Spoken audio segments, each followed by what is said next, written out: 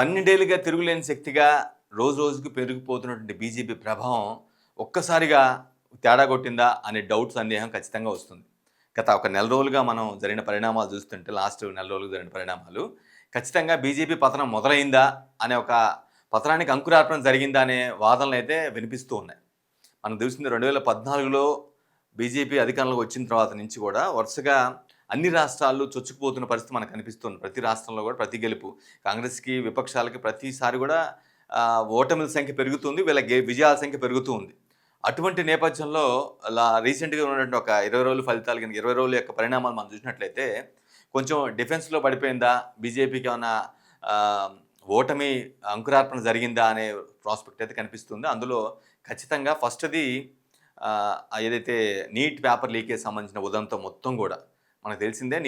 Neat paper పదే పదే repeat అవ్వటం వల్ల దాన్ని వ్యతిరేకిస్తూ విద్యాశాఖ మంత్రిగా ఉన్నటువంటి ధర్మేంద్ర ప్రధాన్ రాజీనామా చేయాలంటూ పెద్ద ఎత్తున జంతర్ మంతర్ వద్ద ధర్నాలు చేయడం, సోను వాంగ్‌చుక్ ఉద్యమకారుడు ఎవరైతే ఉన్నారో ఆయన 25 రోజులుగా ధర్నా చేయడం కావచ్చు, ఆయనకి వేరే వాళ్ళు మద్దతు చేయడం, ఆ తర్వాత అభిజిత్ దిప్కే సీజేపీ వ్యవస్థాపకులు ఎవరైతే ఉన్నారో ఆయన ధర్నా చేయడం కావచ్చు, ఆందోళన చేయడం కావచ్చు, ఆయనకు మద్దతుగా వీళ్ళంతా చలో పార్లమెంట్‌కి ముట్టడికి ప్రయత్నం చేయటం కావచ్చు.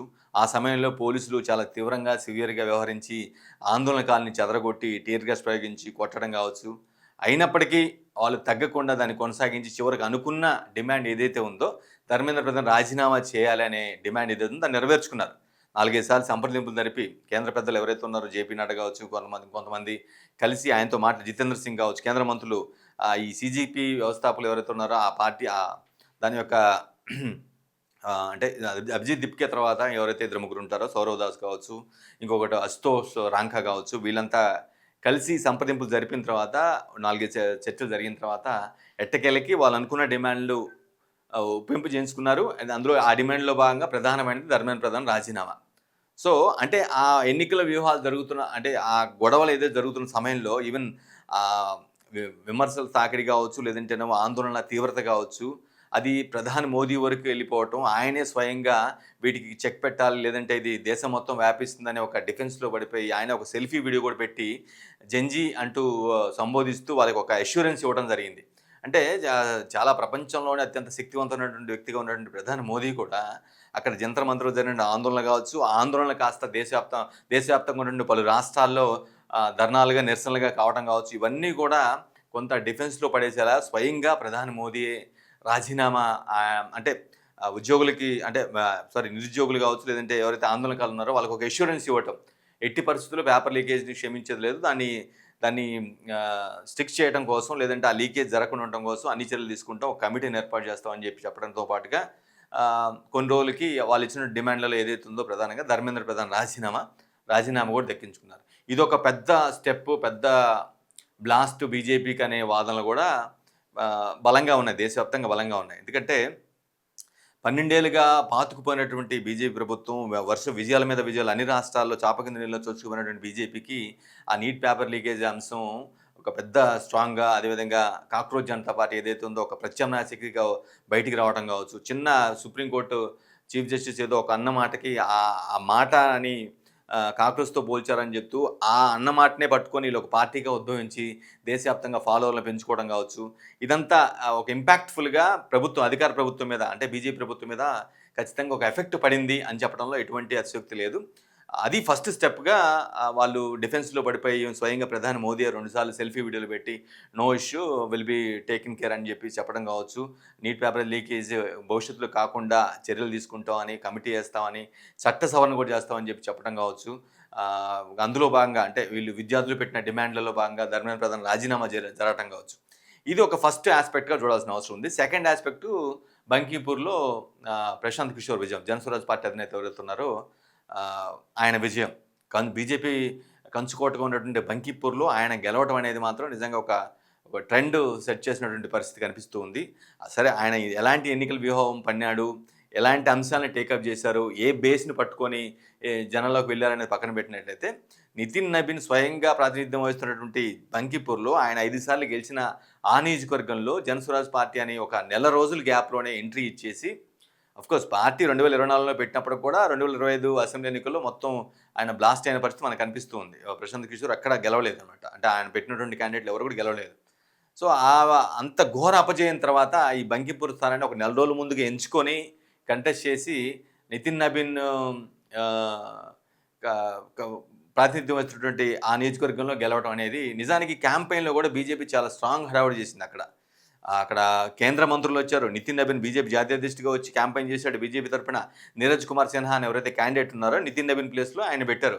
ఆయన కోసం కేంద్ర మంత్రులు, బీజేపీ జాతీయ అధ్యక్షుడు, దాదాపు మంత్రులు అంటే ఆల్రెడీ అక్కడ బీజేపీ, జేడీయూ గవర్నమెంట్ ఉంది కాబట్టి ఆ ప్రభుత్వం తాలూకు మంత్రులు కావచ్చు, మొత్తం బంకిపూర్ మొత్తం కూడా క్యాంపెయిన్‌ను ఊదరగొట్టేశారు. అయినప్పటికి కూడా ఇవన్నీ తట్టుకొని ప్రశాంత్ కిషోర్ గెలవడం అనేది బీజేపీకి పతనం జరిగిందా? పతనం ఇది మొదలైందా? అనే ప్రాస్పెక్ట్ వినిపిస్తుంది. అంటే ఒక్క స్థానం ద్వారానే ఇదంతా పతనం అని కూడా అను అను అను చాలామంది అలా అనటం కూడా తప్పు అని అంటారు. బట్ ఆఫ్‌కోర్స్ కానీ జరిగిన పరిణామాలు మన క్రోనాలజీ చూసినట్లయితే నిజంగానే జరిగిందా అనే ఎఫెక్ట్ అయితే కనిపిస్తుంది. పతనం మొదలైందా అనే ఒక అనుమానం అయితే ఖచ్చితంగా వస్తుంది.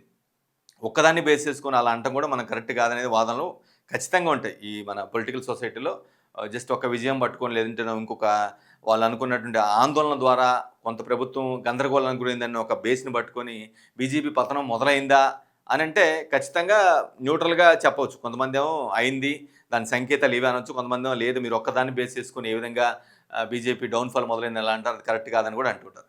కానీ కొంత ఇదైతే అనిపిస్తున్న సంకేతాలైతే వస్తూ ఉన్నాయి. ఇది కంచుకోట బద్దలవ్వటం ఒక చిన్న ఆందోళన కాదు. నీట్ పేపర్ లీకేజ్ అనేది అంత పెద్ద ఇష్యూ అవుతుందని కూడా అది వాళ్ళు కూడా ఎక్స్‌పెక్ట్ చేయలేదు నిజానికి. ఫస్ట్ అనుకున్నప్పుడు ఏదో చిన్న సోనం వాంగ్‌చుక్ ధర్నా పెట్టకముందు ఇదేముంది 2 రోజులు చేసేసి ధర్నా చేసి విరమిస్తారులే ఏముండదు అనుకున్న పరిస్థితి. కానీ అదే కాస్త అది ఒక రోజు, 2 రోజులు, 3 రోజులు, 25 రోజుల దాకా, 26 రోజుల దాకా జరిగింది.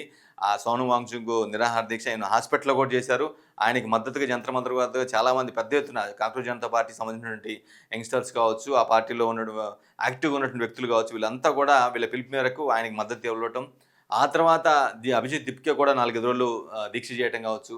ఇవన్నీ చిన్న నీట్ పేపర్ లీకేజ్ అనేది చాలా పెద్ద విషయమే నో డౌట్. అంటే రిపీటెడ్‌గా 4, 5 సార్లు జరిగిన సందర్భం మనం చూసామన్నమాట. బీజేపీ గవర్నమెంట్‌లోనే వరుసగా 4, 5 సార్లు పేపర్ లీకేజ్ రావటం. దీనికి ఒక ఎండ్ కార్డ్ పెట్టాలని చెప్పి ఉద్దేశంతో ఆయన ఒక సోనం వాంగ్‌చుక్ ఎవరైతే కాశ్మీరీ లడఖ్ వాసి ఎవరైతే ఉన్నారో ఆయన ఉద్యమకారుడు ధర్నా చేపట్టడం కావచ్చు.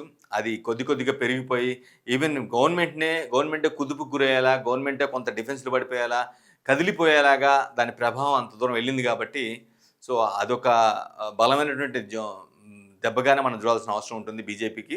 ఆ తర్వాత జరిగిన దెబ్బ ఇది బంకిపూర్‌లో విజయం. సో ఈ ప్రాస్పెక్ట్ మొత్తం కూడా చూసిన తర్వాత ఖచ్చితంగా బీజేపీ పతనం మొదలైందనే సందేహాలైతే షూర్ షాట్‌గా వస్తాయి. ఆఫ్‌కోర్స్ ఇప్పుడు మనకు తెలిసిందే మెజారిటీ స్టేట్స్‌లో బీజేపీ ఉంది.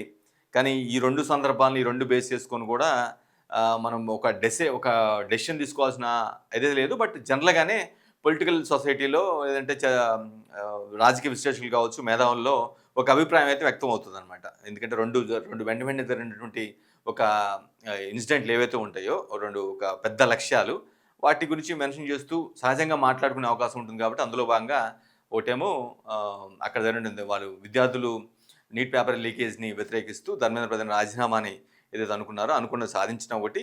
నెక్స్ట్ జరిగినటువంటి వితిన్ డేస్ ఆఫ్ దట్ ఆస్పెక్ట్‌లోనే అంటే అది జరిగిన కొన్ని రోజుల్లోనే ఈ ఇన్సిడెంట్ జరగడం. బంకిపూర్‌లో జనస్వరాజ్ పార్టీ అధినేత ప్రశాంత్ కిషోర్ గెలవటం. 2025 అసెంబ్లీ ఎన్నికల్లో ఒక్క స్థానంలో గెలవని వ్యక్తి కనీసం ఆయన కూడా కంటెస్ట్ చేయలేదు. అప్పుడు 25 ఎన్నికల్లో ఆ క్యాండిడేట్లు మాత్రమే కంటెస్ట్ చేశారు.